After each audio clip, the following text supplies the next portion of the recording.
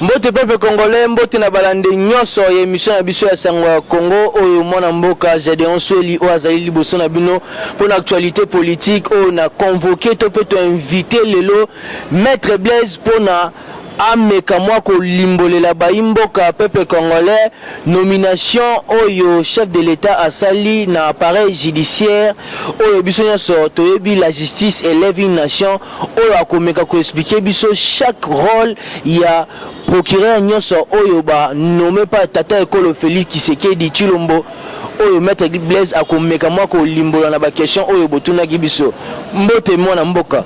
Bonjour Papa Gédéon, bonjour Banamboka, Balandinyo Sosango Congo, merci Lissous Nakobenga Ngai.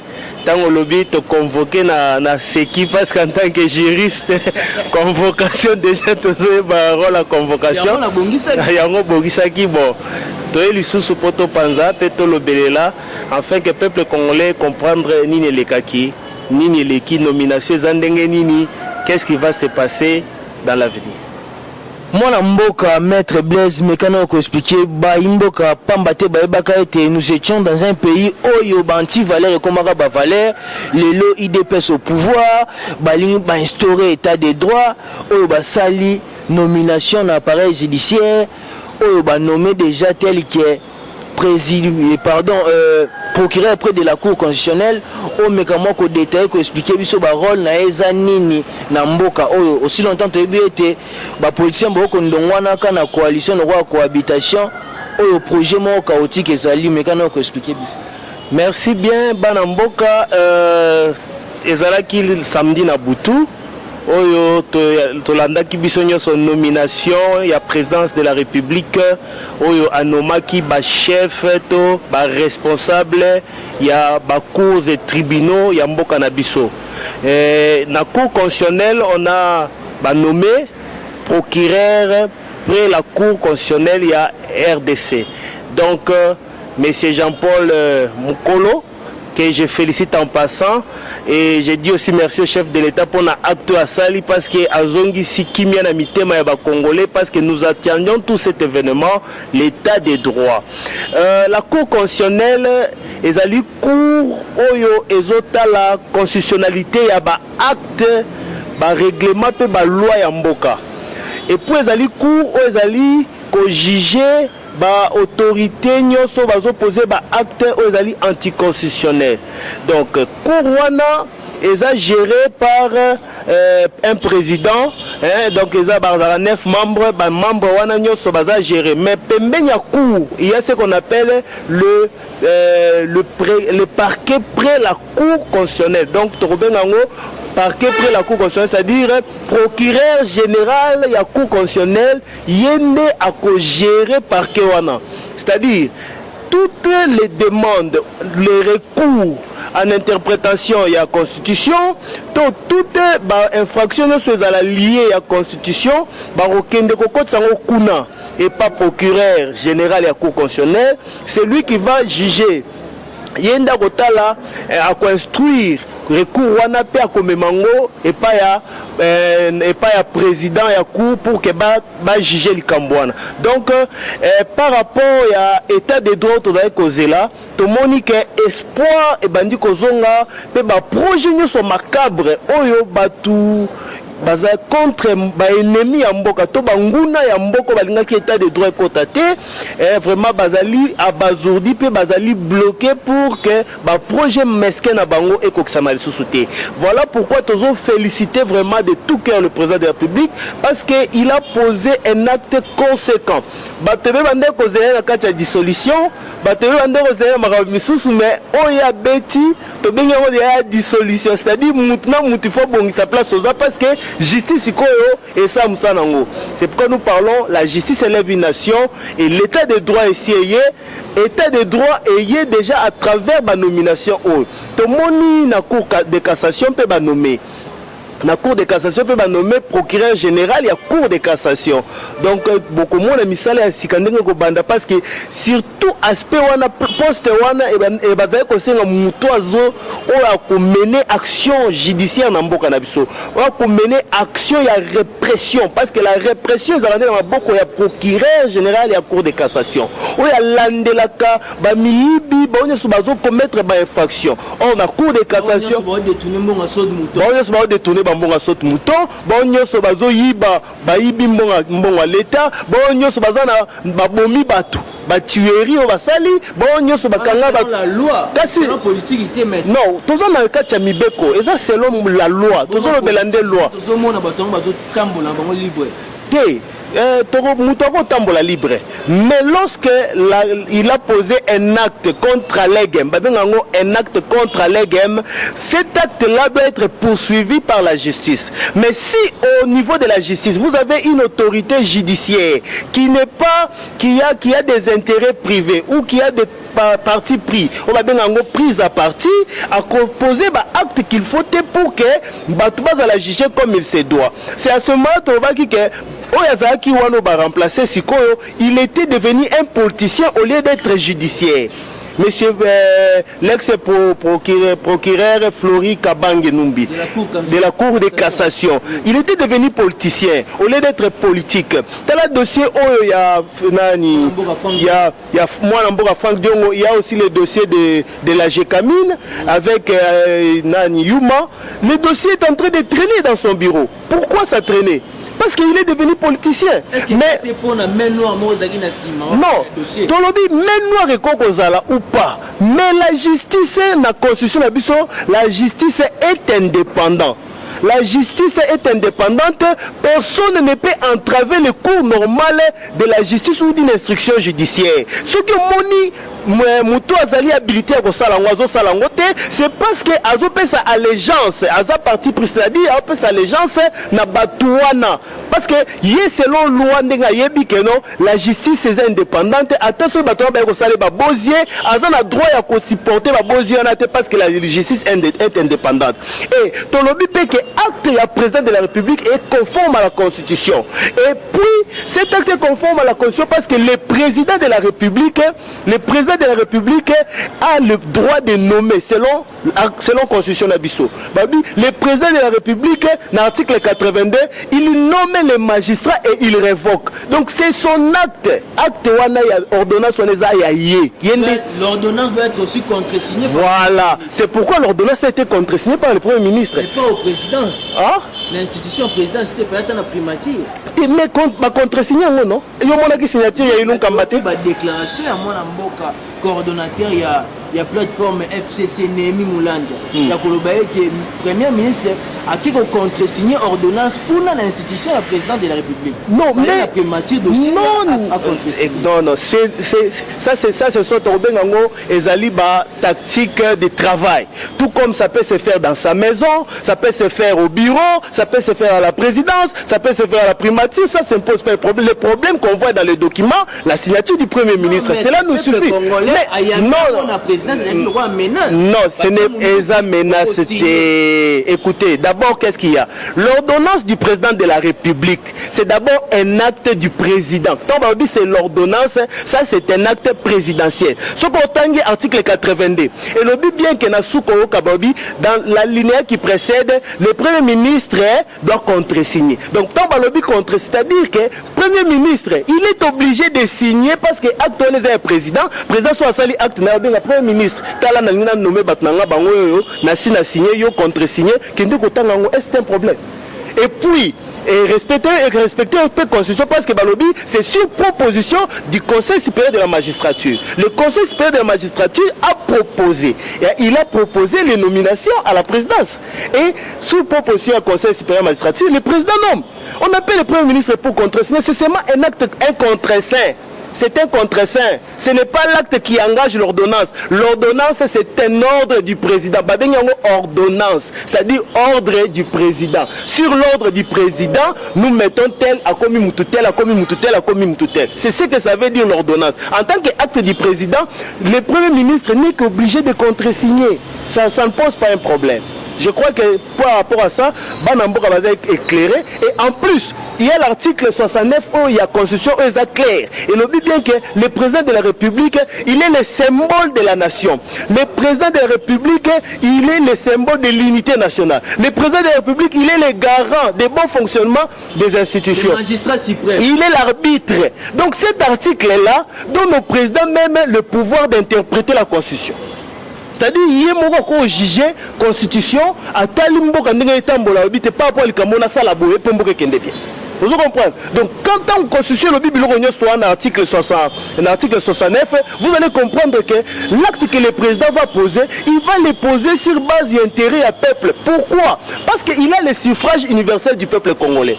C'est lui qui est le seul responsable devant le peuple. C'est pourquoi il faut poser acte aux autres intérêt il y a peuple wana. Il y a un moni débat wana, ils ont déjà fini. Les autres moni bazole là. Tu dis mais vous avez un projet na bina mabe. Si vous voyez que l'article 69 est là, vous avez la constitution. Et puis, vous savez que quand la constitution est lobby, l'article 82, que le président de la République il nomme les magistrats, il les révoque. Mais maintenant, qu'est-ce que vous croyez? Les gens, le problème c'est quoi? Sur le plan politique, on refuse de comprendre que le pouvoir a changé de camp. C'est ça le problème qu'on a ici dans ce pays. Pourquoi vous ne voulez pas accepter? L'IDPS prendra le pouvoir, beaucoup seront encore en train de rêver. Et les gens seront en train de rêver. Nous avons fait une année ici. Nous avons fait une année ici. Les gens sont en train de rêver que pouvoir résiliter, pouvoir rézana nous, n'en marambo changer. Mais je vous assure, bon ouais, bétamio. Yozelo romona batne baolela. Maître Blaise, bon ouais, bétamio batne baolela. Mais c'est coup sur coup à répondre déjà, à tweeter à l'objet, ordonnance on a bon ba ebi angote. Est-ce que biso toi on a besoin de tout na mutoye bangote bangote? Bien sûr que nous avons besoin de flash RTNC communiqué de la présidence de la République. Le président de la République a nommé.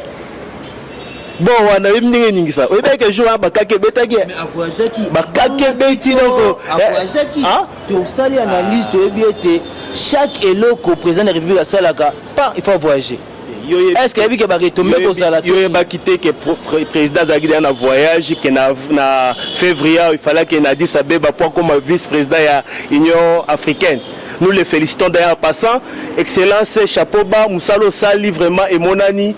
Vraiment, mitema ba Congolais te comprendre. Mais, et bien, on va comprendre quand tu vas rêver. Petit à petit, nous avançons, mais sûrement. Ce que je comprends et ce que j'apprécie chez le président de la République, notre président de la République, il n'est pas comme les bas peuples. Parce que bas peuple, tout le monde est en train d'attendre que le président Salaboué, président Salaboué, président Salaboué. Non, nous avançons lentement, mais sûrement. Nous avançons lentement, mais sûrement. Et aujourd'hui, les ordonnances sont là. Nous avons maintenant des nouvelles têtes à la haute cour militaire, des nouvelles têtes à la haute cour constitutionnelle, des nouvelles têtes à la cour de cassation, des nouvelles têtes au conseil d'État. Donc, ma solo sikande zobanda. Si il faut ça la musala ndenge longo bani parce que musala justice ko ko musala nango. Justice ko sa musala nango. Maintenant, mingi maître Blaise Tozoko, bien que tu remis d'accord chiter une émission à biso, droit est un peu compliqué, bien que yom tozo mettez en open mingi, mais TV zalaka mangonga. Maître Blaise, par rapport à ndongo lobby, cour constitutionnel, et ça on a pour veiller na constitution na biso, na batunyon so o bako violer constitution pour basimba bango bakanga bango. Bongo bayi politique o ba viola constitution, lelo tata ekolo abandi déjà ko nommé appareil judiciaire na biso. Est-ce que l'infraction biso de bignon a été et pour la rater? Batouana bakokanga bango ou pas? Mais tozomona contradiction, toko fouiner passer té. C'est que bakokanga té bato tout basa ba infraction. Bon, au moni, quand le président de la République, j'ai toujours, bato va comprendre la président de la République. Quand le président de la République dit qu'il a fouiné par CT, les gens pensent que c'est le président qui devient le juge pour fouiner. Non. Le président de la République en tant que président a dit non, écoutez, non,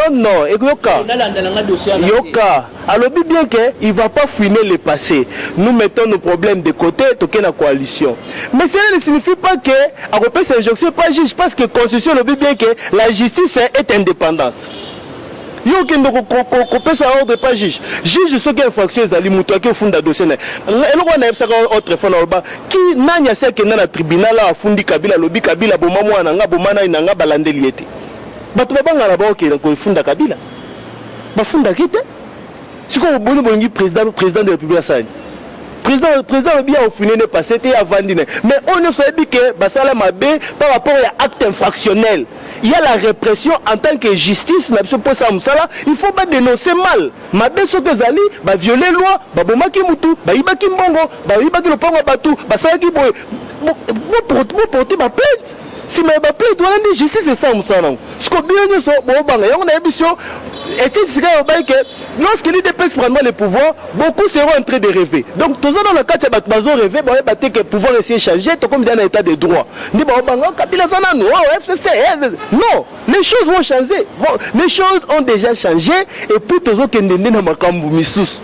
Vous devez comprendre que tant que vous installez, vous verrez ce qui va se passer. Si vous avez missus, vous avez déclaré bien à Bango. Oh non, biso ton côté ba ministre ba bien abso ngoyo to la kisi to ibité ni to la abso ngoyo to za abso problème am touté pour concerner les saniers prendre acte parce que ba bi est-ce que tant ba trois ba aller installer to Hollande la justice c'est ça musana justice n'est pas ça musana ngo to yeba nanya ibaki te et ça cela ne veut pas dire que quand le président de la République a le bien au fini passé il y a aucun côté marambo justice té il y a au fini ne passé en tant que président marambo politique a autant marambo les quitté a continuer marambo sika toke liboso mais justice ce qui likambo bezali parce qu'on dit toujours ba peine est imprescriptible ba infraction est imprescriptible sur autoboma mutu après 50 ans ba vu ba okanga yo obomaka mutu ceux qui portent qui plainte contre les politiciens ba boma ba tout ba bosolo ba boma ba te belé mais ti lo bakangi bango te gloire à Dieu justice yango total yango des gens de botier. C'est ce que j'ai dit en droit hein il n'y a pas de prescription pour la peine wana et pour la infraction wana. Ce sont des infractions à la prescriptibilité. Même après 100 ans, ce bien découvrir que yo ibara le pango bat. Borozo le pango la borozo qui s'en connaît. Ngo ba kango ba côté prison. Même après 50 ans ba kangi obomaka mutu. Donc ici la katé ezala kaka. C'est comme ça que les juges ba tenu la possibilité de poursuivre mutu. Et on mutu abomi mutu bali musakaye. Babi yo limora atika nora payo kende place musupo ba atajo ba retrouvaka yo ba kokango kaka. C'est comme ça que ça fonctionne la justice. Maintenant, nous, maître Blaise, tu comprends na souka la télé zali tant tu comprends na souka mot de la fin na yo to ko lukapeli susu jour mosusu par rapport ya ba commentaire na ba appel ya ba imbo ka o ba ko senga lisusu ndengo manuel libiso sujet o la justice élève une nation mot de la fin na ba nyoso bazolanda na ba tu nyoso ba kometa ko sa mabe to ebite soko ko kebisa bongo état de droit yango na numéro na yo ya téléphone na ba nyoso oyo ba ko luka bazo mo conseil mo commentaire na le côté singa. Merci beaucoup. Mot de la fin, Nagoloba. Le Congo est un pays qui vient de loin. Biska Tokomi Okende, Namakamba bien, peine à installation effective, il y a état de droit. Mutuna mutu, mwana na mwana yebela. Phrase na ngamuni na koloba yango. Mwana na mwana yebela. Ozala ya FCC, ozala ya cash, ozala ya soki parti nini, ozala soki nani, muluba, mukongo, muswahili. Mungala yeba ke état de droit eza en marche. Ça veut dire mwana yebela. Soko to saka mibe côté place ozalaka. Soki yo musana oka ko boma bat. Soki yo musana ko yiba. Soki yo musana yo ko sala soki nini tika yango yo parce que état de droit est si bandit.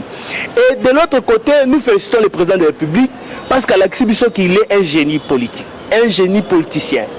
Oyebi bat basana ba politique na mboko yo.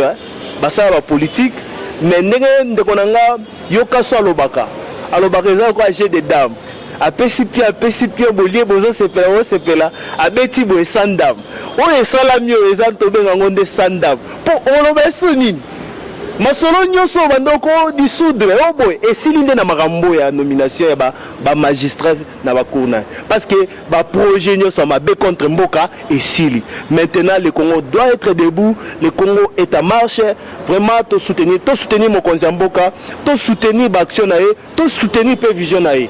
Biso nyoso mais dans la main RDC et okende liboso. Na pesi mbote na banyo bazolanda ngai, ba pe ba yebi ngai, maman nanga Catherine Tumba. Na pesi pe mwasi na ngai madame Anne-Marie Misenga avec la fillette, ba mbote belé biska bazwami. Vraiment je félicite aussi le haut magistrat, le procureur général de la Cour constitutionnelle, Jean-Paul Mukolo. Vraiment chapeau bas.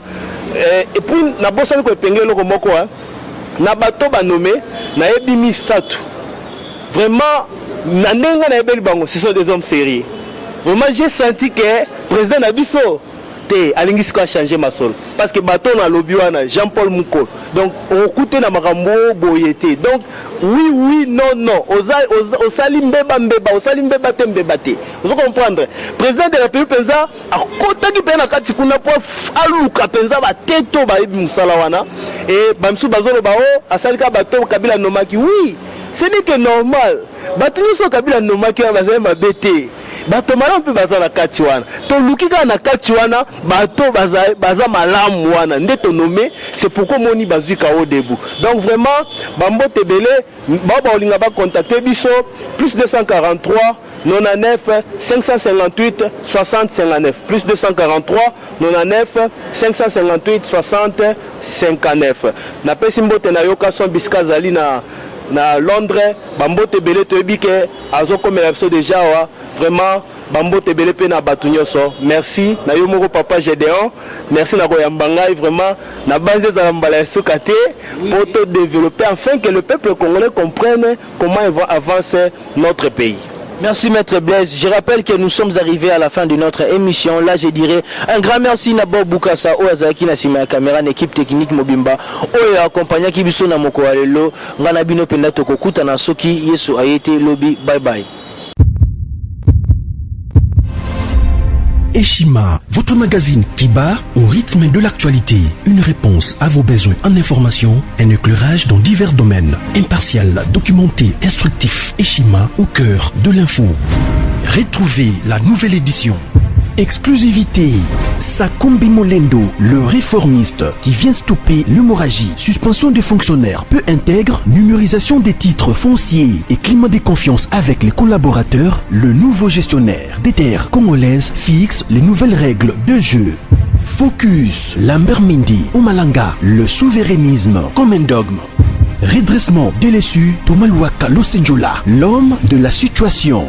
Dossier Eshima, fini les vacances, vive les rentrées. De la politique au judiciaire, en passant par les scolaires, les derniers trimestres de l'année 2019 en RDC est décoiffant. Économie, BCC, un cadre des rétrocommissions et détournements à passer au peine fin. Découverte, Claude Ibalanki et Colomba, les coordonnateurs du MNS au centre de l'action de Félix Tshisekedi dans le Grand Lac. Les dialogues et pourparlers en RDC qu'en tire le peuple. Tubaou, la clé de la mythologie kassaïenne. Retrouvez l'intégralité du magazine Eshima dans les kiosques. Eshima Magazine, un nouveau standard d'information.